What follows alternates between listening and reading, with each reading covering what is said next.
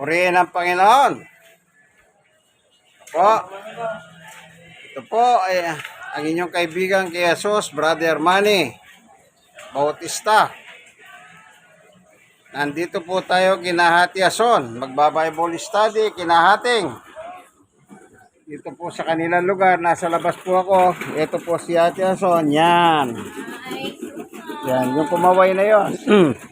Dito naman po yung kabila, kinahating. Yan. Nagluluto po ang asawa niya. Yan. Ate Ason, anong street ito? Paraiso. Paraiso. Ay, ganda po, ano? Paraiso Street. Yun po. Corner Lacson, Tondo, Manila.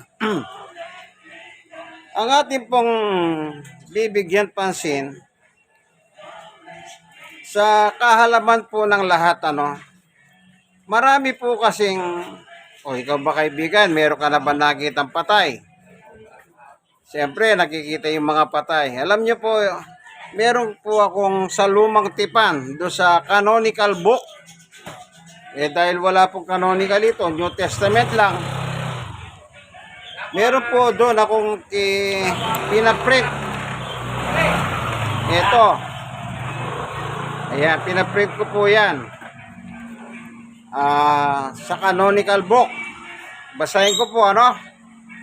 Ito ang ginagamit ng simbahang Katoliko para ipagdasal ang kanilang yumahong mga patay batay sa turo ng mga Hudyo sa panahon ni Judas Macabeo na makikita rin sa ibabaw ng mga kabahong ng mga patay natin sa ating mga buhay. Yung nakakakita no ba kayo na nakaganon po sa ibabaw ng kabahong? Yun po. Ito po yung nakalagay. Na meron sila sinasabi po yung kasaysayan ni Judas Macabeo doon po sa ikalawang Macabeo 12 42. Idalangin nilang sana'y patawarin ng ganitong pagkakasala sa ganitong nasaksiyan.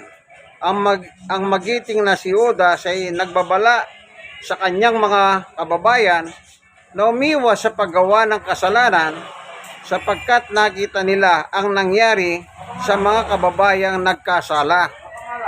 Yun po. 43. Nagpalikom siya ng mga kaloob na humabot sa alagang 4 na librang pilak at ipinadala ito sa Jerusalem upang ihandog na pantubos sa kasalanan. Ginawa ito ni Judas sapagkat naniniwala siya sa muling pagkabuhay ng mga patay. Ayan. Yung po palang mga Hudyo noon sa panahon ni Judas Macabeo, yung palang namamatay sa kanila dahil po sa kasalanan. Ngayon, para mabayaran yung kasalanan nila, ang ginagawa ni Judas Macabeo, nagpapalikom siya ng pera. Ano po, ang sabi doon, pinadala sa Jerusalem, minandog po nila para yung mga patay ay mapatawad ang kanilang kasalanan. Yan. Ito po ang ating papaksayin, ano? Kailan ba pinatatawad ng Diyos ang kasalanan ng tao? Kung siya po ay patay na o kung siya ay nabubuhay pa. Yung pong binasa ko, yung sulat ni Judas Macabeo 12. Yun ay sa kasaysayan ng canonical book. Ano po? Yung canonical po, bagong tipan, nasa gitna yung canonical. At nasa itaas naman yung New Testament. Patong-patong, ano po? New Testament, canonical, Old Testament. Yan. Yung pong mga libro ng canonical, hindi na po ngayong ginagamit ng ibang translator. Kaya kung makabili kayo ng Biblia, New and Old Testament, wala na pong canonical. Kasi po, wala po kasing batayan yun. Walang basihan yung sinasabi ni Judas Macabeo. Meron po talagang pagkabuhay na maguli. Pero wala pong nakalagay na yung tao pinatatawag kung kailan patay na siya. Para pong ganito, indulhensya ang tawag puro. Nung araw po, ipinatupad ng simbahan Katoliko po yung indulhensya. Ano po? Para mapatawad ka sa iyong kasalanan, bibilin mo. Magbabayad ka, bibigyan ka ng certificate na bayad ka na sa iyong kasalanan. Ano po?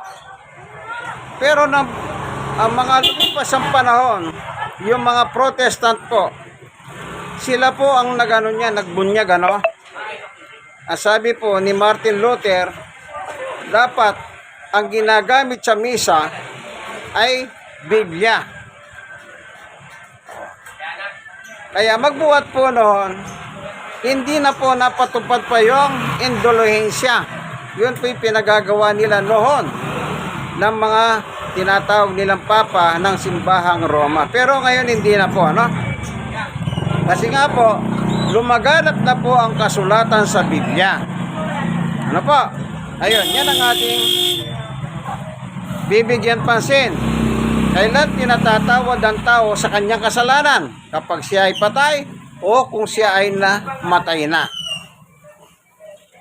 Sa panahon ng nangangaral ang ating Panginoong Yesukristo, ganito po nakalagay sa Mateo 4:17. Magmula noon ay nangaral si Jesus, itinuro niyang magsisi kayo at talikuran ang inyong mga kasalanan sapagkat malapit na dumating ang kaharian ng Diyos. Ano po? Ang sabi ni Jesus, magsisi kayo at talikuran ang inyong kasalanan. Yung kausap po ni Jesus dito, mga taong buhay. Hindi po sila patay. Kasi kakausapin mo yung patay, hindi na po magre-react yun. Bakit ko sinabing hindi na magre-react? Alam niyo po, sa totoong buhay, yung lola ko pong babae, meron na po akong isip noon. Nakita ko po, sa probinsya, iniimbalsa mo nila yung mga patay sa bahay lang. Hindi po sa puninarya. Yung lola ko po, naimbalsa mo po sa bahay. Nagkataon yung nag-iimbalsa mo doon sa aming lugar, ay tagaroon din po mismo sa amin. Kaya ko po sinabing yung patay hindi na nagre-react. Kahit ano pong iwan ng embalsamador kahit anong iwan niya sa katawan ng lola ko, hindi na nagre-react yung lola ko kasi patay na. Kinuha yung dugo, sinalin doon sa isang lalagyan na malaki, yung glass, ganyan kalaki. Alos mapuno yun. Di sana sinabi ng lola ko, aray ko. Wala pong reaksyon yung lola ko. Ibig sabihin, pagpatay na, lifeless ang tawag doon. Makakapagsisi pa kaya ang taong patay? Hindi na po.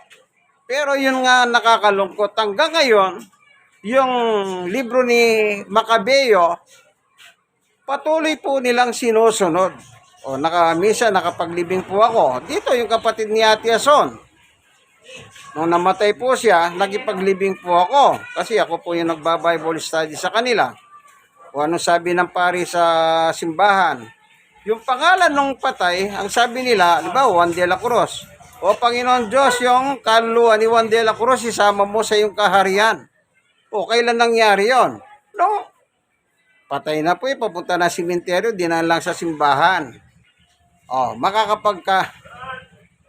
Alam niyo po, yung kasalanan, kanya-kanya po ng confession. Kaya sabi ni Jesus, repent. Ibig sabihin ni Jesus, ikaw na may kasalanan, ikaw ang magsisi. Yung patay, hindi mo pwedeng, sabihin mo ganito. Yan ang sinasabi ng pari, Panginoon, patawarin mo na po si ganito. Kita nyo?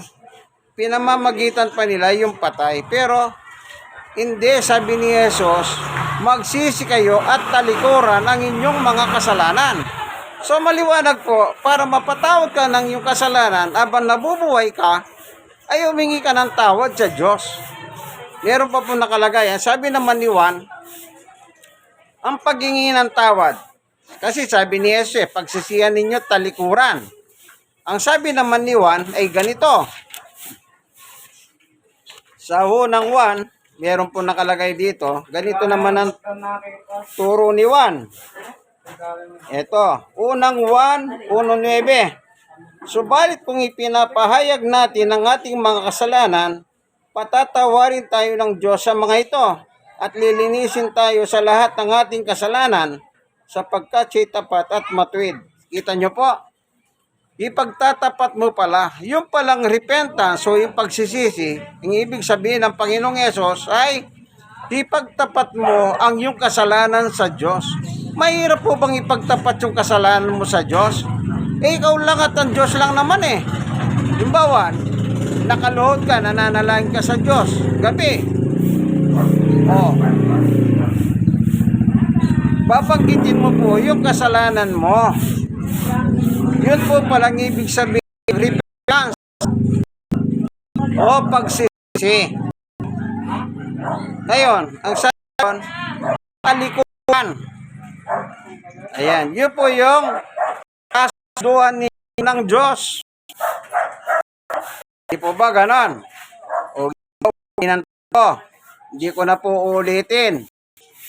O, nauntog lang, inulit na naman. Sa Diyos po, yun ang gagawin mo. Sabi ni Jesus, repent o magsisi sa iyong kasalanan. Kailan daw ito? Habang tayo po ay nabubuhay. Ano man ang kalagayan mo, may sakit, wala ka sakit, bedridden ka, basta umiinga ka. Humingi ka ng tawad sa Diyos para patawarin ka sa iyong kasalanan. No? Hindi na po yung kailan patay ka, di ba meron pa nga sila sinasabi, huwag kang mag-alala, sa tuwing birthday mo, ipagdadasal ka namin. Sa tuwing araw ng kamatayan mo, ipagdadasal ka namin. O, wala na po yun, kasi po, useless ng lahat yan. Wala nang kwenta. Kailan daw mapapatawad ang Diyos? Kapag siya ay nabubuhay. Amen po ba? Okay, meron pa pong mga talata tayong babasahin. Yung parabola po ni Jesus, yung mayaman at mahirap na si Lazaro, namatay po silang sabay. Ano po? Yung mahirap po si Lazaro ay napunta po sa paraiso kasama ni Abraham. Yung mayaman naman, napunta po sa dako ng pagdurusa, apoy ng pagdurusa. Ngayon, ang sabi po nung mayaman kay Abraham, Mamang Abraham, mahawa ka sa akin. Ako po'y nagdurusa dito sa apoy ng pagdurusa. Ano? Pwede po ba utusan mo si Lazaro na magpunta rito? Magpunta rito. Nakikiusap siya. Na yung kanyang daliri po, isaw-saw sa akin dila para makatingin ako ng lamig. Yan. Yan po ang request nung nasa dako ng apoy ng pagdurusa. Ito ang sagot ni Abraham. Anak, hindi pwede. Yung nandyan sa apoy ng pagdurusa, hindi kayo makakalipat dito sa paraiso. Yung nasa paraiso, dito, hindi na pwedeng lumipat dyan sa apoy ng pagdurusa.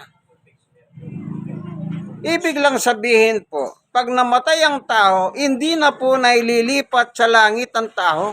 Halimbawa, nabuhay ka, pero hindi mo ginawa yung sinabi ni Jesus. Magsisi ka, talikuran ng iyong kasalanan, aminin ng iyong kasalanan.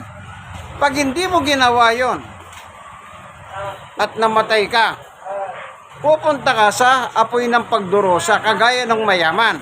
Yung sinasabi ko pong ito, nakasulat sa Mateo, ay sa Lucas 16, 19:30. Kinukwento ko po, kung may Biblia po kayo, mahaba kasi yun, kung babasahin ko lahat yun, ano. Napadako siya sa dako ng apoy ng pagdurusa. Ngayon, dahil hindi pinagbigyan yung pakiusap niya na si Abraham ay si Lazaro lumipat doon. Kasi sabi ni Abraham, hindi pwede lumipat. Kung ganun po, sabi niya kay Abraham, meron pa po akong kapatid na nabubuhay. 5. Ang gawin mo, pwede ba si Lazaro, papuntahin mo sa bahay ng aking mga kapatid para mapagsabihan sila upang hindi sila mapunta dito sa kinalalagyan ko sa dako ng pagdurusa, sabi niya. Ano po sagot ni Abraham? Okay, yun ang sagot po ni Abraham. Basahin na lang natin, ano? Yan. Baka sabihin niyo, ba't hindi ka nagbukas ng Biblia? Ito po, ano? Bubuksan ko po yung sa Lucas 16. Kung may Biblia po kayo, basahin nyo, ano? Ito. 16 mula sa 19 hanggang 31 po pala. Ayan. Ito po yung sagot ni Lazaro ni Abraham sa usap ng mayaman na sa dako ng pagdurusa. Sumatang mayaman, hindi po sapat ang mga iyon. Ngunit kung pagpapakita sa kanila ang isang patay na buhay, magsisisi sila, tatalikuran ng kanilang kasalanan. So yung kapatid po pala nitong nasa dako ng pagdurusa, siya mismo nagsabi, tatalikod sila sa kanilang kasalanan. Ibig sabihin, ang sabi ni Jesus, talikuran ang inyong kasalanan. So yun nasa daang pagdurusa, hindi po sila tumalikod. Ibig sabihin, hindi sila nagsisi. Kaya nasa dako ng pagdurusa po siya o apoy ng pagdurusa. Ngayon, hindi po pinagbigyan yung kahilingan niya na muling mabuhay si Lazaro upang pangaralan sila. Ngayon, sunod na talata. Sinabi ng sa kanya ni Abraham po sa 31. Lucas 16:31. Kung ayaw nilang pakinggan ng mga sinulat ni Moises at ng mga propeta. Old Testament po pala yung kasaysayan na ito. Moises at propeta, Old Testament po yan. Di rin nila paniniwalaan kahit ang isang patay na muling nabuhay. Kita nyo po.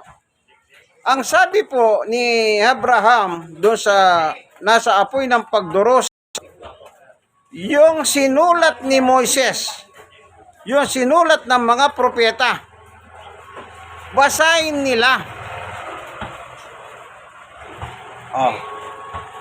Kaya tayo po, nagbabasa naman tayo ng Biblia.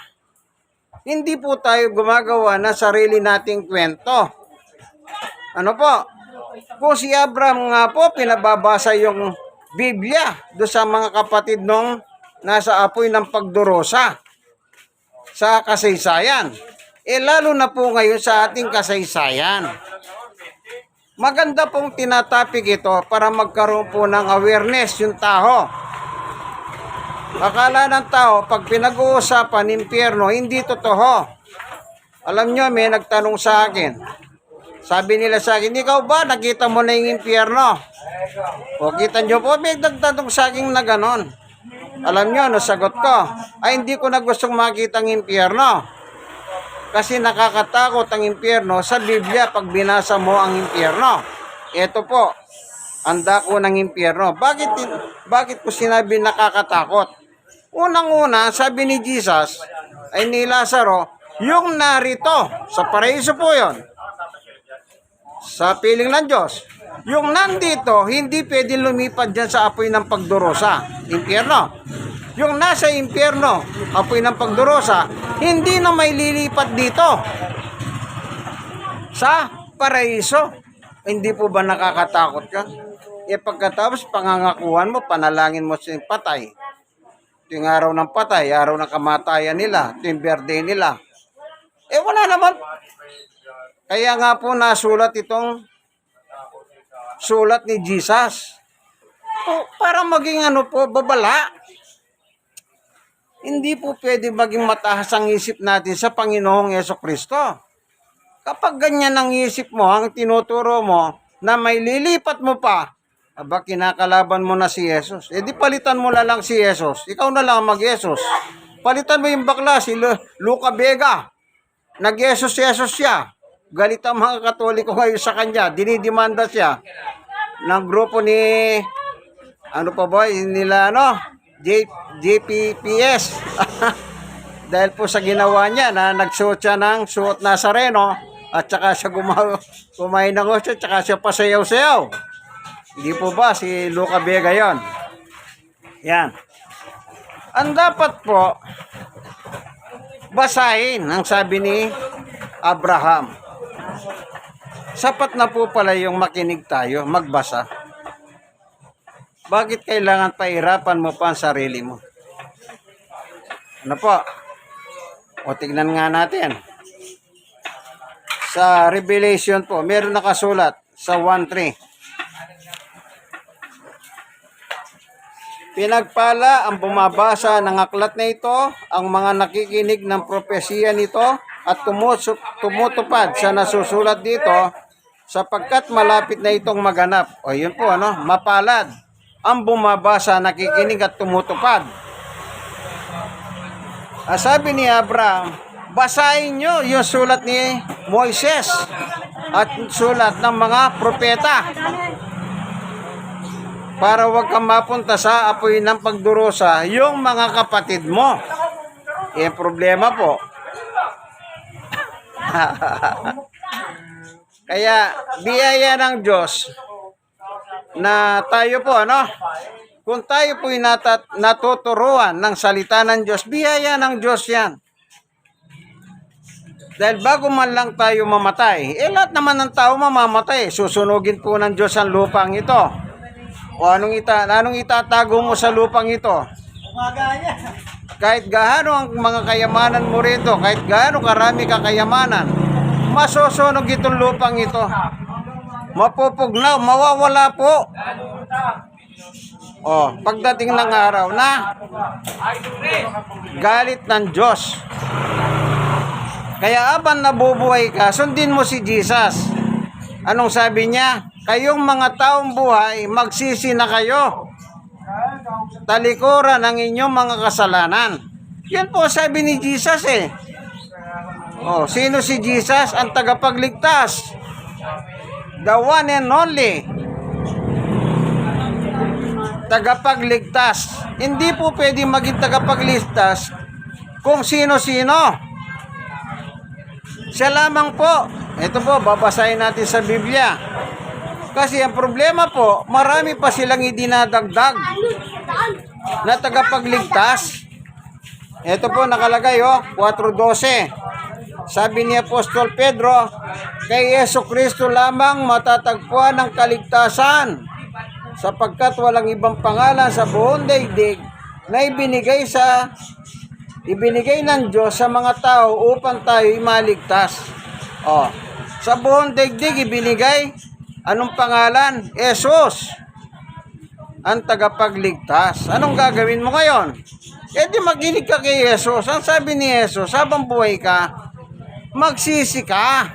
Ang sabi ni Juan, ipagtapat mo sa Diyos ang iyong kasalanan para linisin ka. Ibig sabihin, marumi po tayo sa harapan ng Diyos. Nangangailangan po tayo ng panlinis. Sino maglilinis? Ang dakilang Diyos. Pero, kalagip niya na aminin mo, kaibigan, ang iyong kasalanan. Maliwanag naman po, wala tayong dinadagdag, wala tayong binabawas doon sa nakasulat. Ano po? Huwag niyo na pong paniwalahan yung libro ni Macabeo, Judas Macabeo, hindi na po applicable yon. Sa Old Testament po, propeta ang tagapagsalita. Sa New Testament po, si Jesus na po ang tagapagsalita. Siya po, eto, babasahin ko na naman. Meron po tayong patunay sa Biblia. Tingnan natin. Hebreo 1:1. Babasahin ko po, Noong una, nagsalita ang Diyos sa ating mga ninuno sa iba't ibang panahon at sa iba't ibang paraan sa pamamagitan ng mga propeta. 2. Ngunit sa mga huling araw na ito, siya nagsalita sa atin sa pamamagitan ng kanyang anak. Huling araw na po tayo. Ang ating kinagagalawan, huling araw na. Sino daw ang tagapagsalita ng Diyos? Ang kanyang anak. Sino po yon? Ang Panginoong Jesucristo. Kaya nung nabubuhay pa po, hindi pa umakyat sa langit, hindi pa napako sa cross, siya po'y nangaral after ng baptism ni John the Baptist sa Jordan River. Ang sinabi niya ay, magsisi na kayo. Kausap niya mga tao in public places, nangangaral si Jesus. Anong sabi niya? Magsisi kayo at talikuran ng inyong mga kasalanan. Sapagkat malapit nang dumating ang paghahari ng Diyos. Ibig lang sabihin po, hanggat hindi ka nagsisisi, hindi ka nagtatapat ng iyong kasalanan sa Diyos, hindi ka paghaharian ng Diyos. Kahit po awitin mo ng awitin yung Ama namin, nasa langit ka. Sundin ang kalooban mo, maghari ka nawa. Sa amin, ganun din sa langit. Hindi po maghahari ang Diyos sa iyo hanggat ikaw ay marumi. Kailangan malinis ka muna bago maghahari ang Diyos sa iyong buhay. Hindi po pwede maghari ang Diyos sa marumi. Lahat naman po tayong mga tao, marumi tayo sa paningin ng Diyos. Kaya tinuruan po tayo ng tamang panalangin ng Panginoong Yesukristo. Mateo 6:9 hanggang 13. Ganito kayo magsidalangin. Ama namin, nasa langit ka, sambahin ang ngalan mo. Dumating nawa ang iyong kaharian. Yun po yung titinuro. Dumating nawa ang iyong paghahari dito sa lupa, ganun din sa langit. Kailangan pala pagharian ka muna sa lupa. Kung sino pinag-aaharian dito sa lupa, sila rin po pupunta sa langit. Sino yung pag-aaharian? Yung mga tumatalikod, nagsisisi sa kanilang kasalanan. Kaibigan, ikaw na nanonood ng video ito, i-share mo naman sa ibang tao. Malay mo, kapag narinig nila itong video ito, magliliwanag ang salita ng Diyos sa kanilang mga nadidiliman na iisipan. Baka kala nila na totoo pa yung sinasabi. Huwag kang mag-alala, ipapanalangin ka namin. Hindi na po totoo yon. Kalokohan na lang yan ni Satanas. Sige. Maghanap kayo ng ebidensya. Yung nasa impyerno, napunta sa langit. Wala nga, sabi ni Jesus, hindi nga pwede lumipat eh. Ito, babasahin ko, baka kala nyo, hindi totoo. Yung sinabi ni Abraham, ang nagkukwento po sa parabolang ito, ang Panginoong Yesukristo. Sabi niya po rito sa 27. Ito po. Sa 25. Lucas 16:25. Sumagot si Abraham, anak, alalahanin mo nagpasasaka sa buhay noong ikaw ay nasa lupa. At si Lazaro naman ay nagtitiis ng kahirapan. Subalit ngayon, inaaliw siya rito samantalang ikaw naman nagduro sa diyan. 26. Bukod dito, may malaking bangin sa pagitan natin, kaya ang mga narito ay hindi makakapunta diyan at ang mga naririyan ay hindi makakapunta rito. Kita nyo po? Ayan, binasa ko na. Baka sabihin nyo, nagkukwento lang ako ng walang batayan. Ito po. Ito. Magandang balita, Catholic edition po, ang aking binabasa. Pinamimigay ng mga simbahan sa mga preso sa Manila City Jail. Galing po sa Manila City Jail ito. Ano po? Kasi may pangangaral po kami doon. Ano po, yun ang sabi. Hindi na makaka-transfer ang isa't isa. Pag nasa pagdurusa ng apoy, hindi pwedeng lumipat. Pag nandun naman sa paraiso, hindi pwedeng lumipat. Ibig sabihin lang po, walang palitan, walang lipatan. Kaya, hanggat nabubuhay po tayo, maniwala tayo kay Jesus. Siya po ang tagapagligtas na pinadala ng Diyos. Siya po ang magtuturo ng dapat nating gawin. Ano po? Wag po tayong, yung iba kasi parang mas magaling pa sila kay Jesus eh. Kung magaling ka kay Jesus, palitan mo si Jesus, magpapapako ka sa krus. Kailangan magpasibat ka rin sa tagiliran para mamatay ka. O tingnan nga natin kung mabubuhay ka muli. Ano po? Tandaan po natin ang buhay natin sa lupa. Dalawa lang ang pupuntahan. Langit at impyerno. Kung gusto mong sa langit, sumunod ka kay Jesus. Gusto mo sa impyerno, huwag mo sundin si Jesus. Ganun lang po yun. Panguli. Sa 1, 3:36. Basahin ko po, ano?